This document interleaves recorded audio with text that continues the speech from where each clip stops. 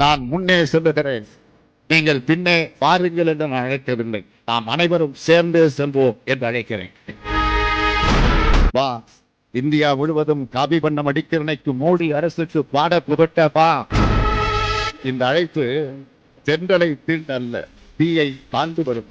இன்று நீங்கள் கேட்கும் பார்க்கும் மு.க. ஸ்டாலின் ஆகிய நான் புதிதாய் பிறக்கிறேன். இது வேறு ஒரு நான்.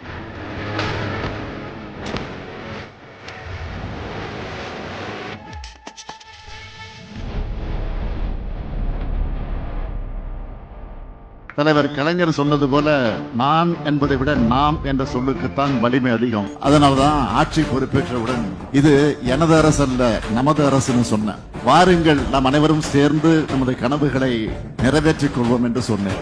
அதனால்தான் எல்லாருக்கும் எல்லாம் என்ற பொருள்பட திராவிட மாடல் அரசுன்னு நம்ம அரசுக்கு பேர் வச்சேன். திராவிட மாடல்னா சமூக நீதி, சமத்துவம், சமதர்மம், சகோதரத்தை காக்கக்கூடிய அரசு. ஏழை எளியவர்கள், ஒடுக்கப்பட்டோர், ஒதுக்கப்பட்டோர், விளிம்பு நிலை மக்கள், பெண்கள், இளைஞர், முதியோர், மாற்றுத்திறனாளிகள், திருநர் என்று அனைவரையும் உள்ளடக்கிற அரசு தான் இது. ஏதோ அரசியலுக்காக, தேர்தலுக்காக செய்யறதில்லை, உள்ளார்ந்த அன்போடு செய்கிறது.